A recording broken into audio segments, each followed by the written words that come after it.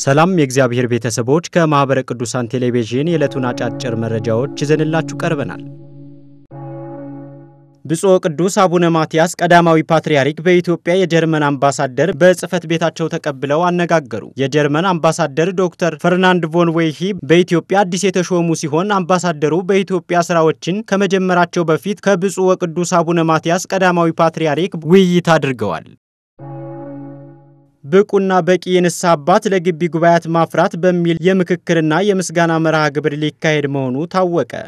መርሃ ግብሩ በማህበረ ቅዱሳን የአዲስ አበባ ማዕከል አዘጋጅነት ለመጀመሪያ ጊዜ የፊታችን መጋቢት 13 2017 ዓ.ም የሚካሄድ ሲሆን በማዕከሉ ስር ለሚገኙ 60 የግቢ ጉባኤያት ተማሪዎችን በንስሐ አባት የሚያገለግሉ 113 ካህናት አባቶች፣ ማዕከሉ ስራ አስፈጻሚዎችና ጥሪ የተደረገላቸው እንግዶች ይገኙበታልም ተብሏል። የአዲስ አበባ ማዕከል የግቢ ጉባኤያት አገልግሎት ከፍተኛ ቁጥር ያላቸው ተማሪዎችን በአሁኑ ሰዓት እያስተማረ ቢሆንም ከንስሐ አባቶች እጥረትና ሌሎች ተያያዥ ተግዳሮቶች እየገጠሙ እንደሚገኝም ተገልጿል። በዚህ መርሃ ግብርም በአገልግሎቱ ላይ የተስተዋሉ የሚገኙ ተግዳሮቶችን በሰፊው ተነስተው ውይይት ይደረግባቸዋል ተብሎም ይጠበቃል። ከተማሪዎች ቁጥር አንጻር በቂና ብቁ የተማሪዎችን ስነ ልቦና የሚረዱ የንስሐ አባቶች ለመፍጠር በቀጣይነት ልዩ ስልጠና ለማዘጋጀት ተጨማሪ የንስሐ አባቶችን ለማፍራት ያለመ መርሃ ግብር መሆኑም ተጠቅሷል። የአዲስ አበባ ማዕከል የግቢ ጉባኤያት ተቋማዊ ለውጥ ትግበራ በሚል የተቋቋመው አብይ ኮሚቴ ካቋቋማቸው 5 ንዑሳን ኮሚቴ ውስጥ አንዱ ብቁና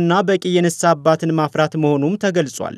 በተያያዘ ዜና በእውቀትና በጥበብ ማስተማር የሚችሉ መምህራንን መፍጠር እንዲያስችል ያለመ ልዩ የምክክር ጉባኤ ሊካሄድ መሆኑ ተገለጸ። የፊታችን መጋቢት 14 ቀን 2017 ዓ.ም ብቁና በቂ የግቢ ጉባኤ መምህራንን ማፍራት በሚል መርሃ ግብር በማህበረ ቅዱሳን የአዲስ አበባ ማዕከል አዘጋጅነት እንደሚካሄድ ከደረሰን መረጃ ለማወቅ ችለናል። በዕለቱ የግቢ ጉባኤያት መምህራን ለማህበረ ቅዱሳን ተቋማዊ ለውጥ እሳቤ ትግበራ ያላቸውን ሚና የተመለከተ ተማሪዎችን በእውቀትና በጥበብ ማስተማር፣ ስብከተ ወንጌል ለግቢ ጉባኤያት ተማሪዎችና ለተማረው የሰው ኃይል እንዴት ማስተማር ይቻል በሚል የውይይት መነሻ ጽሑፎች ቀርበው ከመምህራኑ ጋር ሰፊ ውይይት እንደሚደረግም ተጠቁሟል። የአዲስ አበባ ማዕከል ባዘጋጀው ልዩ ጉባኤ ከ300 በላይ የግቢ ጉባኤያት መምህራንና የማዕከሉ ስራ አስፈጻሚዎች ይገኛሉ ተብሎም ይጠበቃል።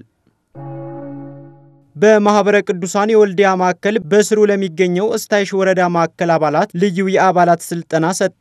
ስልጠናው የተሰጠው ከመጋቢት 6 እስከ መጋቢት 7 ቀን 2017 ዓ.ም ሲሆን የማህበረ ቅዱሳን ተቋማዊ ለውጥ፣ አሁናዊ የቤተ ክርስቲያን ጥቃቶችና የአባላት ድርሻ በሚሉ ጉዳዮች ላይ ያተኮሩ ጥናታዊ ጽሑፎች ቀርበው ውይይት ተደርጎባቸዋል። ከዚሁ ጋር በተያያዘ መጋቢት 8 ቀን 2017 ዓ.ም እስታይሽ ወረዳ ማዕከል ስራ አስፈጻሚዎች አባላትና የሰሜን ወሎ ሀገረ ስብከት ከጋዞ ወረዳ ቤተ ክህነት አገልጋዮች ጋር የውይይት መርሃ ግብር ተከናውኗል።